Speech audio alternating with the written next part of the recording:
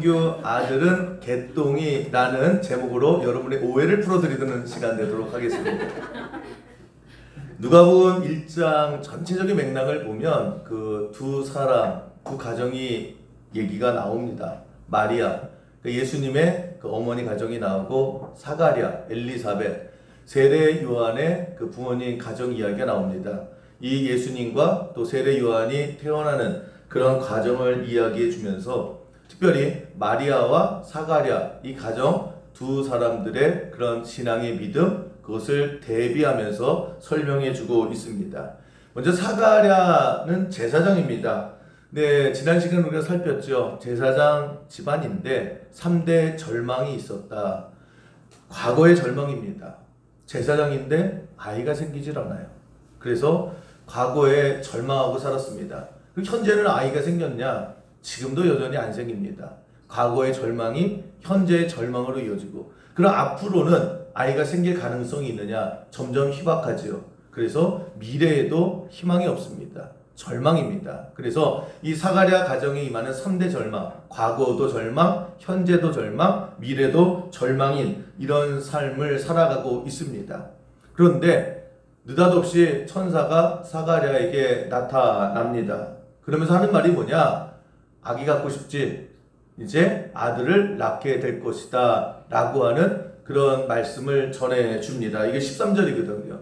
그러니까 1장 13절 이렇게 시작을 합니다. 천사가 그에게 이르되 사가랴여 무서워하지 말라. 너의 간구함이 들린지라. 내 아내 엘리사벳이 내게 아들을 낳아주리니 그 이름을 요한이라 하라. 그러니까 얼마나 아기를 갖고 싶었습니까? 그래서 날마다 기도했어요. 하나님 자식 주십시오. 하나님 내가 제사장입니다. 하나님 제발 내 기도 들어주세요 라고 간절히 기도하던 것이 사가랴였습니다. 근데 하나님께서 응답해 주셨죠. 천사 보내주셔서 하나님께서 네 기도 들으셨다. 그래서 너 아들을 낳을 것이다 라고 응답해 주셨습니다. 그런데 그때 사가랴의 반응이 어땠느냐? 18절 이렇게 반응을 합니다. 사가랴가 천사에게 이르되 내가 이것을 어떻게 알리요? 내가 늙고 아내도 나이가 많으니이다. 이걸 내가 어떻게 받아들여요? 라고 하는 겁니다. 그렇게 아이를 간절히 기도하고 주실 줄 믿습니다 라고 했던 사가랴인데 그것도 제사장이었습니다. 근데 하나님께서 막상 그래 네 기도 응답돼 아들 줄 거야 라고 했더니 에휴 이거 말도 안 되고 이게 지금 내가 그걸 진심으로 받아들일 줄 아십니까? 라고 하는 겁니다. 농담하지 마세요. 그러면서 내 나이가 몇 살인데 내 아내 나이가 지금 꼬부락 할머니가 되어가는데 그러면서 어떻게 해요? 믿지 않았다라는 거예요. 에이 설마 이거 내가 이 말을 어떻게 받아들여요? 제가 바보입니까? 그거를 고지고대로 듣게 라고 하면서 안 믿어. 근데 이 똑같은 상황이 비슷한 시기에 마리아에게도 일어납니다. 천사가 와가지고 시집도 안 갔는데 아들을 낳을 것이다 라고 해버리는 거예요. 그랬을 때에 이 마리아가 이거 말도 안 되잖아요. 내가 시집도 안 갔는데 내가 남자도 모르는데 그래서 31절 그 얘기를 듣자마자 이렇게 반응을 하지요. 보라 내가 잉태하여 아들을 낳으니 이름까지 줘줘요. 그 이름을 예수라 하라. 그랬더니 34절 곧이어서 마리아가 이렇게 반응을 처음에 합니다. 마리아가 천사에게 말하되 나는 남자를 알지 못하니 어찌 이 일이 있으리까. 그러니까 말도 안 돼요. 그럴 수밖에 없죠. 이건 말이 안 되잖아요. 이건 있을 수가 없는 일이잖아요. 그런데 천사가 간단하게 설명을 합니다. 간단하게 하나님이 하시면 되는 거야. 37절 이렇게 이어져 가죠. 대저 하나님의 모든 말씀은 능하지 못하심이 없느니라. 근데 하나님이 하신대. 하나님이 너를 통해서 그렇게 일하시는데 그러니까 하나님이 하시는 거면 되는 거고 하나님이 일하시면 이루어지는 거야. 하나님이 하시면 된다 라고 천사가 마리아에게 설명을 합니다. 그랬을 때의 마리아의 반응은 납득이 됩니까? 그런다고? 그런다고 그게 수긍이 됩니까? 내가 나를 잘 알잖아요. 나는 아이를 임신할 그런 가능성은 0%예요. 그럼에도 불구하고 하나님이 하신대. 라고 했을 때에 마리아의 반응이 38절입니다. 그러니까 이 누가복음의 1장의 가장 핵심적인 구절은 저 38절이에요. 이거를 설명하고 있습니다. 믿음이라고 하는 것이 뭐냐? 신앙이라고 하는 것이 뭐냐? 마리아가 이르되 주의 여종이오니 말씀대로 내게 이루어지이다. 하나님이 하신다고 하면 어쩔 수 없는 거죠. 뭐 도무지 안 되는데 하나님이 하신다라고 하면 내가 뭐 어떻게 해요? 그래서 받아들이더라는 거예요. 믿었다라고 하는 것입니다. 보세요. 같은 상황 속에 비슷한 말씀을 사가랴도 들었고 마리아도 들었다라고 하는 것입니다. 근데 이 두 개를 누가복음 1장에서는 대비시키고 비교해 주면서 두 사람의 반응이 달랐지요. 두 가정 다 이거는 쉽게 믿을 수 없는 거예요. 받아들일 수 없는 상황입니다. 내 나이가 이렇게 많은데 무슨 자식이야 라고 하면서 끝까지 이거 못 받아들여요.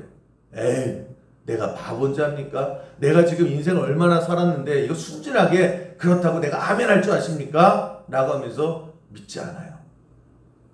반면에 마리아는 더 환장하겠죠. 내가 무슨 아기를 낳아요. 결혼도 안 했고 시집도 안 갔는데. 그런데 하나님이 그렇게 하시겠다라고 하면 그렇게 하실 줄 내가 믿습니다 라고 하면서 받아들이더라고 하는 것입니다. 여러분, 신앙의 핵심은 이거고 오늘 우리에게 주시는 말씀의 중심이 이거라는 거예요. 하나님이 그러신다라고 하면 결국은 그렇게 돼요. 하나님이 하신다라고 하면 막을 길이 없습니다. 중요한 건 그렇게 해서 하나님이 하시는 일은, 그렇게 해서 하나님이 만드시는 일은 반드시 우리에게 축복이고 반드시 우리에게 복이 되더라고 하는 것입니다. 그래서 성경은 뭐라고 얘기하느냐? 순종이죠. 그 순종의 시작은 뭐예요? 믿으니까 하는 거예요. 왜 순종 못합니까? 안 믿어지니까. 이대로 하다가는 인생 망하니까. 이 말씀 믿고 있다가는 내 인생이 어떻게 될지 모르니까 결국은 순종이라고 하는 것은 믿음과 같은 배를 탄다라는 거예요. 우리가 성경을 읽다 보면 구약에서 나오는 단어와 신약에서 나오는 단어가 좀 다릅니다. 예를 들면 구약에서는 복이라고 하는 말을 많이 써요. 축복이라고 하는 말을 많이 써요. 아브라함에게 복 준다, 계속해서 복을 준다라고 하는 축복이라고 하는 말을 많이 쓰는데 신약에 와서는 은혜라고 하는 말을 많이 써요. 다 은혜입니다, 은혜입니다. 그런데 이게 결국은 같은 얘기입니다. 그러니까 신약에서 이 복이 뭔지 모르겠으면 은혜로 읽으면 같은 맥락이에요. 또 신약에서도 은혜가 뭐지? 그러면 그걸 그냥 축복으로 읽으면 그 내용이 맞습니다. 그래서 은혜나 축복이나 같은 말이에요. 그래서 구약에서 하나님께서 너에게 복을 주신다 그러면 신약에서는 하나님께 너에게 은혜를 베푸신다 똑같은 얘기예요. 하나님께서 한없는 축복을 너에게 주신다. 신약에 와서는요, 하나님께서 한없는 은혜를 너에게 베푸신다. 그 은혜와 축복은 같은 겁니다. 그 중요한 건 뭐냐면 하나님께서 끝도 없는 어마어마한 은혜와 축복을 가지고 계시고 그것을 가지고 누구에게요? 하나님의 자녀인 우리에게 마음껏 부어주시기를 원하신다라고 하는 것입니다. 그 얘기예요. 그러면 그 은혜와 그 축복을 내가 받아 누리는 게 중요하다라고 하는 것입니다. 아니, 하나님께서 그렇게 많은 것을 나에게 주고 싶어 하세요. 그럼 신앙의 핵심이 뭐냐? 그럼 그거 네가 가져. 그거 네가 누려. 그냥 마음껏 원도 끝도 없이 크게 올려서 다 채우라. 그래서 우리 신앙생활의 핵심은 뭐냐? 그 하나님의 좋은 것들, 은혜와 축복과 하나님께서 나오는 그 모든 선한 것을 내 것으로 가지는 게 중요한 거예요. 하나님의 그 은혜를 나에게 흘러넘치게 하는 게 중요하다라고 하는 것입니다. 그러면 그거 받는 방법이 뭐예요? 그 좋은 것을 나에게 차고 넘치고 흘러넘치게 하는 방법이 무엇입니까? 라고 했을 때에 우리가 많이 오해하는 게 뭐예요? 내가 뭘 해야 되지? 내가 뭐 1000번을 절해야 되나? 내가 뼈골 빠지게 일해야 되나? 그게 아니죠. 값없이 주시는 것이다 이래요. 축복은 값없이 주시는 것이고 하나님의 은혜는 값없이 주시는 것이다. 근데 그럼 내가 어떻게 하나님의 그 좋은 것을 내가 받습니까? 라고 했을 때에 성경의 메시지는 하나예요. 하나님이 준다 그러면 아멘하고 받으면 된다. 근데 거기서 우리 자꾸만 에이 공짜 아니죠? 에이 나중에 주려고 하죠? 에이 이거 괜히 그냥 한번 찔러보는 거죠? 라고 하면서 준다라고 하는 하나님의 말씀을 받아들이질 못해요.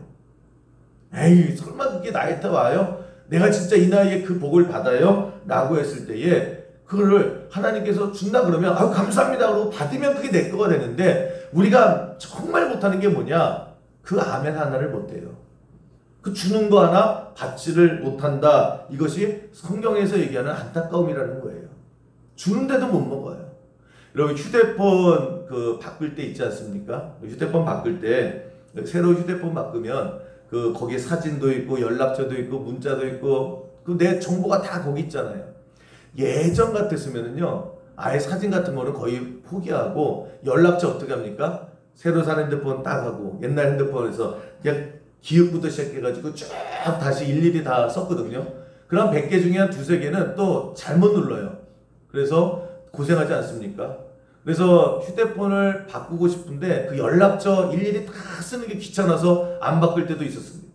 근데 요즘은 세상이 완전히 바뀌어서 그 삼성 핸드폰 같은 경우는 그 스마트 스위치라고 하는 앱이 있습니다. 그래서 그냥 스마트 스위치 앱을 딱 켜고요. 누르면 돼요.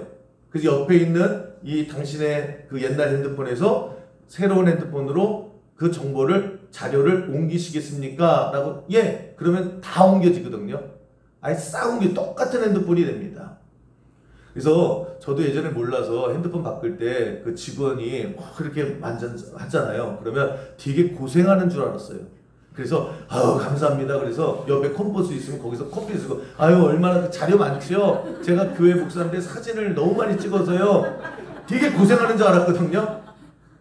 속았어요. 속이지도 않은데 제가 속았더라고요. 그냥 아주 간단해요. 앱을 켜서 동기화하시겠습니까? 그러면 예 하나만 누르면요. 지는 지일한 거예요. 근데 저는 그게 굉장히 큰 일을 한 줄 알고 그냥 커피 가지고 고맙습니다. 다음에 또 여기서 할게요. 이렇게 친절할 수가. 지난 세월 제가 이렇게 어리석게 살았는데 제가 그걸 보면서 야 이게 신앙생활이다. 똑같은 거예요. 여러분 하나님께서 우리에게 주신다고 그러거든요. 근데 자꾸 우리는 값이 얼만데요. 뭘 해야 되는데요. 어떻게 해야 되는데요. 값없이 줄게. 근데 그걸 못 믿어요. 그래서 신앙생활이 그겁니다. 동기화하시겠습니까? 이거 전송하겠습니까? 라고 했을 때 예 누르면 알아서 지가 저절로 되는 것처럼 하나님께서 값없이 주시는 선물이라고 하는 것이 뭐냐면 믿습니까? 하나님의 복이 당신에게 갈 줄로 믿습니까? 그러면 아멘 하면 끝나는 거예요. 그러면 받는 거거든요. 근데 그게 너무 쉬워서 우리는 못해. 에이 그런 게 어디 있어요. 뭔가 해야죠. 뭔가 헌금이라도 해야 되고 뭔가 일이라도 해야 되고.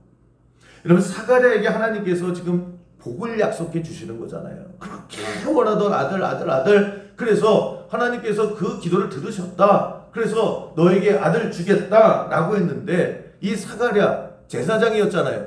근데 어떻게 합니까? 에이 내 나이가 몇 살인데 그러면서 내가 이 말을 어떻게 받아들여요? 라고 하면서 믿지 못했다라고 하는 것입니다.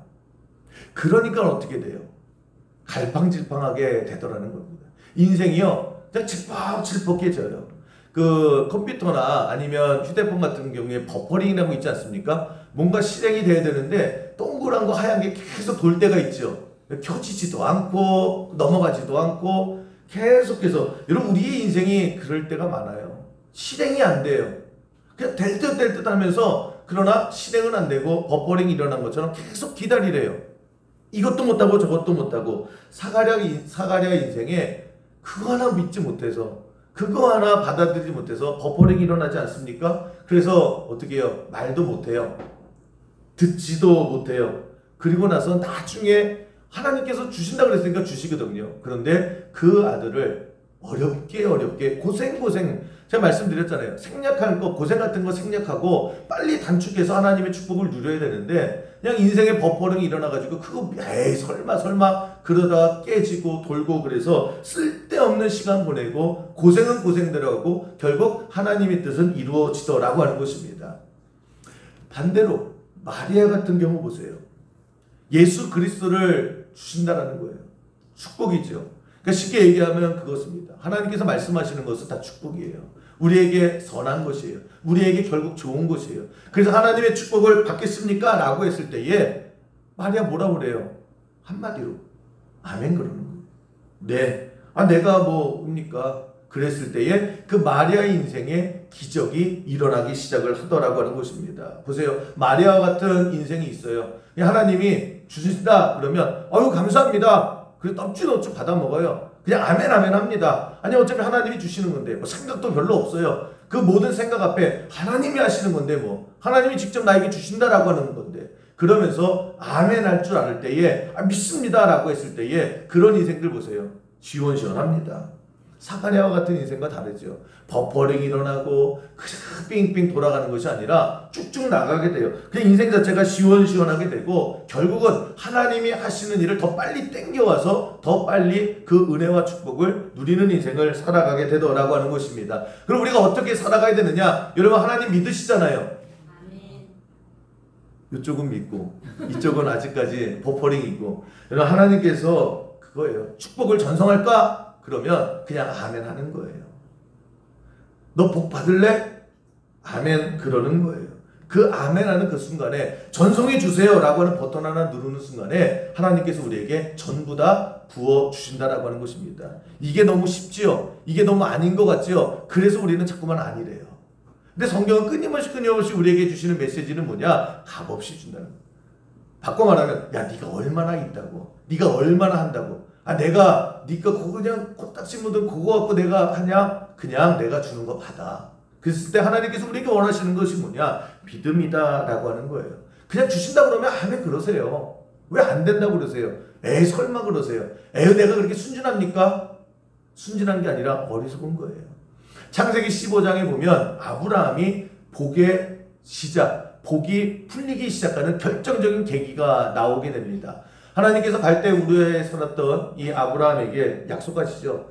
내가 너 자식 줄게. 너 그 자식을 통해서 민족을 이루어 줄게. 그리고 그 민족을 이루는 땅도 줄게. 그래서 아멘 하면서 아브라함이 나갔다고요. 고향을 떠나갔다고요. 그런데 세워라 내어라예요. 계속해서 광야에서 떠들지 않습니까? 그러다 보니까 아브라함도 조금씩 지쳐가는 거예요. 힘들어가는 거예요. 나이도 있고. 하나님께서 이렇게 보니까 너무 지쳐하거든요. 그러니까 어느 날 밖으로 데리고 나가세요. 밤에. 아브라함아 잠깐 나가자. 그래서 이제 터덕터덕 나갔지요. 그러니까 약간 의기소침했어요. 약간 기가 죽었어요. 아브라함이. 처음에 믿음으로 시작했는데 이거 뭐 세워라 내어라 하니까 지칠만 하지요. 그랬을 때 하나님께서 아브라함에게 야 하늘을 봐봐. 뭐가 보이냐? 별이 보이는데요. 몇 개냐? 저걸 어떻게 셉니까? 저렇게 많은 걸. 내가 너의 자손을 저렇게 많게 해줄게. 땅에 뭐가 있냐? 중동 사막에 모래밖에 더 있습니까? 모래가 있는데요. 이거 몇 알이냐? 하나님 이거 어떻게 셉니까? 라고 했을 때에 그렇지 내가 너의 자손을 이렇게 모래알처럼 많게 해줄게 라고 했을 때에 그때 아브라함이 뭐라고 합니까? 아브라함이 지친 상태예요. 아브라함도 기다릴 만큼 기다린 상태예요. 그런데 이 한마디가 아브라함의 인생의 진짜 복이 시작이 된 것이 창세기 15장 6절 그때의 아브라함의 이 대답 하나예요. 아브라함이 여호와를 믿으니 여호와께서 이를 그의 의로 여기시고 그 다음부터 어떻게 해요? 전송해 주시기 시작하더라는 거예요. 그 다음부터 뚫리게 되더라고 하는 것입니다. 히브리어 원본을 보면은 이렇게 나와 있어요. 아브라함이 여호와를 믿으니 여호와께서 이를 그의 의로 여기시고 그랬을 때에 이 믿으니를 어떻게 히브리어로 설명하냐면 하나님이 말씀하시니까 아브라함이 아멘하니 즉각 아멘하니 여호와께서 이를 그의 의로 여기시고 그 다음에 문을 활짝 열으시고 그리고 축복해 주시고 그 약속대로 축복의 조상이 되더라고 하는 것입니다. 그러니까 아쉬워요. 저걸 그냥 히브리어 원본대로 아브라함이 여호와의 말씀에 아멘하니 그럼 우리 교회도 참 아멘 많이 했을 텐데 그래서 제가 1년에 반은 창세기 15장 6절 말씀을 했을 거예요. 그죠? 아멘이 그런 거예요. 다른 거 아닙니다. 하나님께서 전송할까? 너 받을래? 그랬을 때에 주세요. 그게 아멘이에요. 너무 쉽죠? 그 쉬운 것 때문에 안 할 때도 있고요. 쉬운 것 때문에 아무것도 아닌 것이다 라고 해서 그 전송이 못하고 버퍼링 할 때가 너무나 많이 있다라고 하는 것입니다. 여러분 지금 아브라함 보세요. 이 마리아 보세요. 하나님의 예배신 은혜가 있잖아요. 28절 보시면 그에게 들어가 이르되 은혜를 받을 자여 평안할지어다. 하나님께서 은혜 주신다잖아요. 은혜가 축복이잖아요. 축복을 받은 자요. 축복해 주신다. 또 35절에도 계속 이어집니다. 마리아에게 준비된 그 축복이 뭐예요? 천사가 대답하여 이르되 성령이 내게 임하시고 지극히 높으신 이의 능력이 너를 덮으시리니. 하나님의 축복과 하나님의 은혜와 하나님의 능력과 하나님의 그 모든 것 좋은 것들을 준비되어져 있다라고 하는 것입니다. 그리고 하나님의 말씀이 임했죠. 그랬을 때에 마리아가 한 건 뭐예요? 아멘이에요.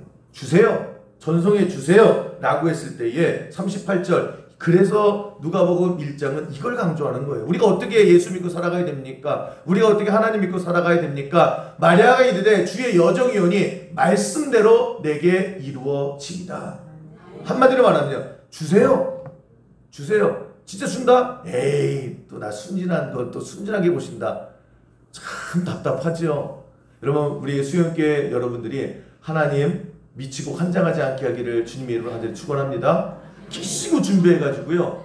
야, 이제 전송한다? 주십시오, 주십시오. 왜 전송할게? 받을래? 에이, 얼마나 답답해요. 여러분, 마리아처럼 살아야죠. 사가랴 보세요. 그거 얼마나 달라고 했어요. 그래서 준다. 축복해 준다. 원하는 거 준다. 라고 했을 때, 근데 그 아멘 버튼 하나를 못 누르더라니까요. 그것도 딴 사람도 아니에요. 제사장이에요. 그래서 얼마나 한참 돌아가요.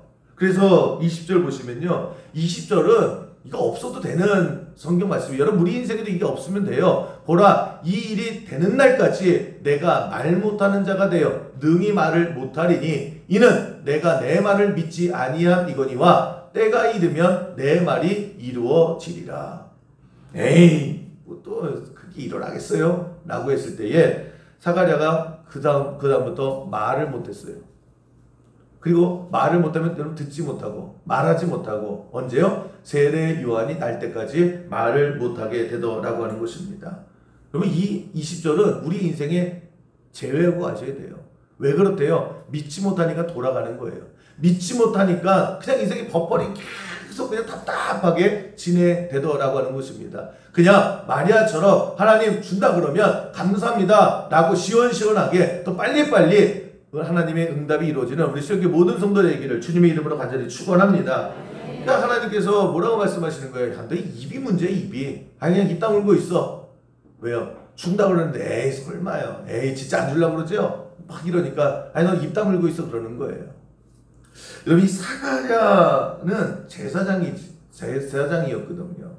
근데 이 사가랴라고 하는 이름이 시사하는 바가 있는데 이게 뭐냐면 그 배경부터 설명하면 예수님 당시의 풍습이 뭐냐면 사람들 이름을 지을 때에 이때도 우리 조선시대 때와 마찬가지입니다. 옛날에 2000년 전이면 신분제가 있었다고요. 잘 사는 사람, 못 사는 사람, 뼈대 있는 담은 천한 사람들, 이게 나눠져 있었습니다. 그래서 우리 조선시대 또 마찬가지 아닙니까? 이름만 딱 들어도요, 아 저거 양반집이네, 아 저거는 그 천민이네, 알 수 있죠. 예를 들면 당신 이름이 뭡니까? 구용준입니다. 아 양반이네. 아 구씨 양반이에요. 여러분 그렇잖아요. 그 이름을 들으면 성이 있고 이름이 있으면 그 돌림자를 쓰거나 그러면 아 양반이구나 알 수 있고, 또 천민층 있지 않습니까? 예를 들면 여러분이 그렇게 궁금해하는 개똥이, 돌쇠, 뭐 언년이, 뭐 이런 것들이 있잖아요. 뭐 만석이, 막 이런 이름들은 그냥 딱 들어도 아 천민이구나 그걸 알 수 있었습니다. 예수님 당시에서도 보면 그렇게 뼈대 있는 가문이나, 그러니까 쉽게 말하면 조선시대 양반과 같은 그런 가문이 있는 집안 사람들은요, 이름을 어떻게 졌느냐, 그 이름 앞에 우리가 하나님의 백성이야 라고 하면서 그 구약시대에 하나님을 어떻게 불렀냐면은 그냥 이름만 땄습니다. 그 엘샤다이, 그래서 엘자, 엘리야, 엘리사, 다 이게 하나님이라는 뜻이거든요. 아니면 그 야자를 썼습니다. 야훼 하나님. 그래서 엘자나 야자는 다 하나님을 뜻하는 거예요. 그래서 이름에 엘자나 야자를 썼습니다. 그 뼈대 좀 있는 양반집 집안들은 그렇게 이름을 쓰거나, 아니면 가장 당시에 유행했던 게 뭐냐면 구약시대에 나온 사람들의 왕족이나 이런 사람들의 이름을 썼어요. 그러니까 지금으로 말하면 뭐 이순신, 김주신, 뭐 을지문덕, 이거를 그렇게 그런 인생을 살아라 라고 하면서 이름을 그 구약 성경에 있는 이름을 갖다 썼습니다. 그러니까 사가랴는 그 제사장 집안이었고, 또 뼈대 있는 가문 집안이었고 또 힘께나 쓰는 집안이었습니다. 그래서 그 사가랴라고 하는 이름은 구약시대 여로보암 2세의 아들 이름이에요.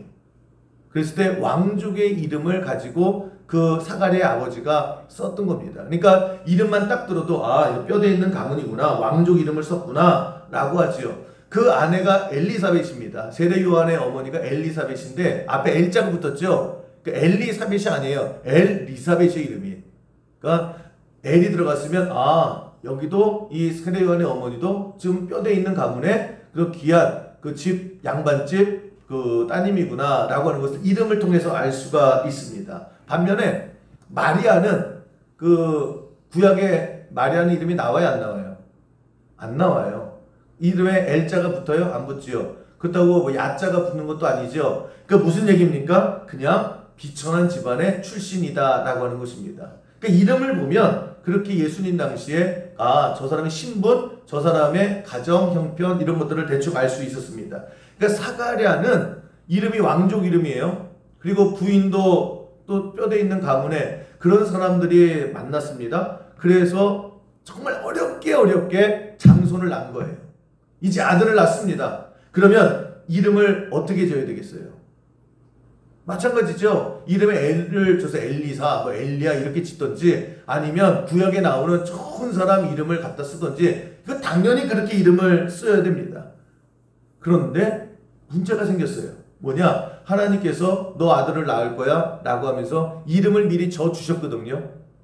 그게 13절입니다. 우리 13절 다시 한번 보시면 천사가 그에게 이르되 사가랴여 무서워하지 말라. 너의 간구함이 들린지라. 내 아내 엘리사벳이 내게 아들을 낳아 주리니 그 이름을 요한이라 하라. 근데 요한이란 이름이 구약에 나와요, 안 나와요? 안 나와요. L자도 안 들어가죠. 야자도 안 들어가죠. 그게 무슨 얘기입니까? 당시에 이 요한이라는 이름은 천한 신분의 사람들이나 쓰는 이름이었다라고 하는 것입니다. 그러니까 설명하면 이거예요. 4대 부집 귀한 그런 또 꽤나 힘께나 쓰는 그런 뼈대 있는 가문에 아주 귀하게 늑동이가 아들이 딱 태어났어요. 그러면 돌림자를 써야죠. 당연히 그렇게 해야죠. 그런데 그 멀쩡한 집에서 이름을 돌쇠라고 지래요. 개똥이라고 지래요. 그러니까 사가랴 집안 자체가 우리 가문이 어떤 집안인데 이게 어떤 아들인데 개똥이라고죠 라고 하면서 발칵 뒤집힌 얘기가 오늘 우리가 읽은 62절 63절 말씀입니다. 62절 보시면 그의 아버지께 몸짓하여 이게 말을 못하니까 그죠? 나 입 다물고 있어. 그래서 애를 낳는데 말을 못하는 거예요. 무엇으로 이름을 지으려 하는가 물으니 63절 그가 서판을 달라 하여 그 이름을 요한이라 쓰매 어떻게 했대요? 다 놀랍게 여기더라. 발칵 뒤집힌 거예요. 가문 자체가 집안 자체가 난리가 난 겁니다. 아니 그렇게 우리 가문이 어떤 집인데 돌림자가 있고 우리 가문이 뼈대 있는 몇 대손인데 어떻게 이름을 개똥이라고 짓냐고 그러면서 다 놀랍게 여기더라고 하는 것입니다. 그런데 누구예요? 사가랴가 어떻게 했대요? 그대로 순종했다. 성경은 이렇게 얘기를 합니다. 그래서 우리가 지금 하는 요한이 그냥 요한이니까 요한이죠. 우리 말로 하면 개똥이 돌쇠 이렇게 지었다라고 하는 것입니다. 순종해요. 사가랴가 바뀌죠. 아유 하나님 아무래도 그렇죠. 하나님이 주신 아들을 맞긴 맞는데 사회적 지위와 체면이 있죠. 아니 얘가 살면서 어떻게 개똥아 불러요. 우리 가문의 수치지 라고 하면서 그거 안 했을 거예요. 자기 고집을 부렸을 거예요. 그런데 사가랴가 변했죠. 그냥 하나님이 그렇게 하라라고 하니까 예 그리고 그냥 전송할까? 요한 전송할까? 그렇게 하세요 라고 하면서 순종하더라고 하는 것입니다. 그 다음에 곧바로 무슨 일이 일어났느냐 64절 이에 그 입이 곧 열리고 혀가 풀리며 말을 하여 하나님을 찬송하게 되었다. 그러면서 묶였던 것이 풀리더라는 거예요. 여러분 우리의 신앙생활이 그렇다라는 거예요. 여러분 우리의 가슴이 막히고 우리의 인생이 길이 버퍼링이 나고 뭔가 계속해서 막힌다라고 했을 때에 여러분 우리도 그런 결단이 있는 저와 여러분 되기를 주님의 이름으로 간절히 축원합니다. 단순히 그거예요. 여러분 자꾸만 뭘 교회를 위해서 내가 뭘 할까요? 하나님을 위해서 뭘 할까요? 내가 그냥 뼈가 으스러지게 뭘 할까요? 아니에요. 그냥 믿는 거예요. 그래서 순종하는 거예요. 그냥 요한이라 그러면 그냥 요한이라고 짓는 거예요. 그랬을 때에 하나님께서 역사하신다라고 하는 것입니다. 이쯤 되면 이제 오늘 설교 제목을 설명해 드려야 될 거 아니에요. 설교 제목 한번 보여주세요. 정영규 아들은 개똥이. 그랬더니 우리 형규 형제가 아니 일단 광고부터 하겠습니다. 2026년 1월 24일 토요일 그 상동에 있는 소풍에서 저 두 사람 결혼합니다.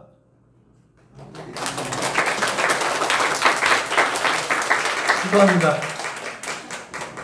끝까지 잘 버텨. 하여튼 그리고 주례는 제가 합니다. 많은 참석 부탁드립니다. 그리고 또 하나 그래서 근데 그런 거예요. 예를 들면 제가 주례를 하면서 축복해 줘야 되잖아요. 근데 갑자기 하나님이 계시가 임한 거예요. 다다닥 해가지고 갑자기 하나님 믿습니까? 믿는데요. 그러면서 하나님께서 지금 그럴 일은 없지만 오늘 본문을 가지고 예를 들면 얘들 아들 낳을 거야. 아들 낳을 거야. 그런데 하나님께서 그 이름을 개똥이라고 지래. 라고 한다라고 하면 저 두 사람이 정개똥? 아 이게 좀 그런데요? 라고 할까요? 아니면 아멘하고 정개똥이라고 질까요? 또 하나 광고하는 것은 여러분 임채연은 마리아가 아닙니다.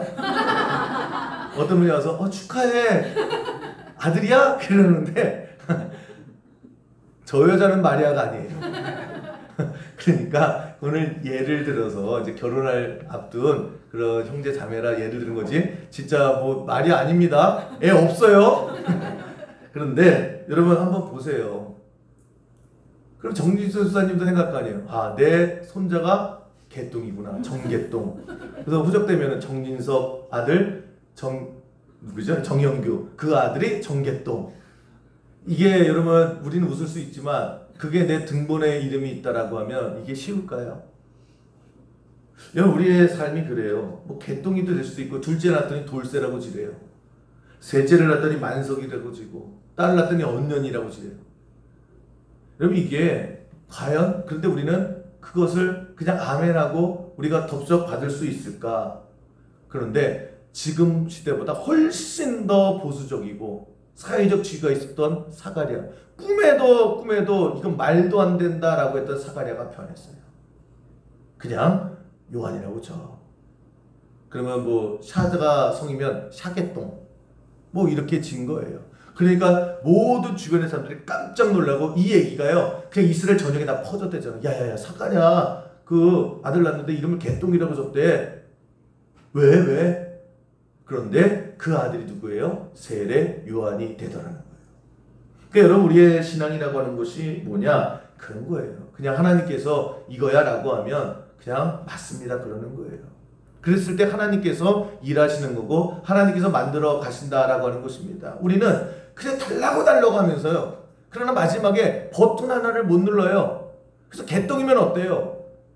만석이면 어떻고요? 언년이면 어때요? 하나님께서 하신다라고 하면 그냥 하나님 맞습니다라고 하는 이 마리아의 신앙의 고백이 우리의 삶의 신앙 고백이 되기를 주님의 이름으로 아주 축원합니다.